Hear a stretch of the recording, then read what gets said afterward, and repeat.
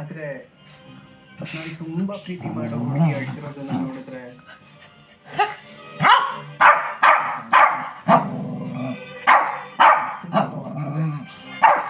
ನನಗೆ ಸಮಾಧಾನ ಮಾಡೋಕ್ಕಾಗದೆ, ಸಂಕಟ ನೋಡೋಕ್ಕಾಗದೆ ಇಷ್ಟಪಡ್ತಿದ್ದೀನಿ.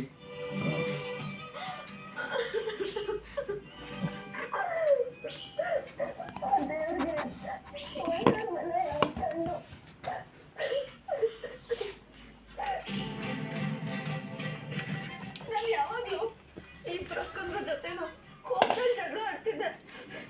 ನೀವಿಬ್ರು ಇಲ್ಲದೆ ನಾನು ಒಬ್ಬಳೇ ಇದ್ದಿದ್ರೆ ಎಲ್ಲ ನಾನೊಬ್ಳಿಗೆ ಸಿಕ್ತಿತ್ತು ಅಂತ.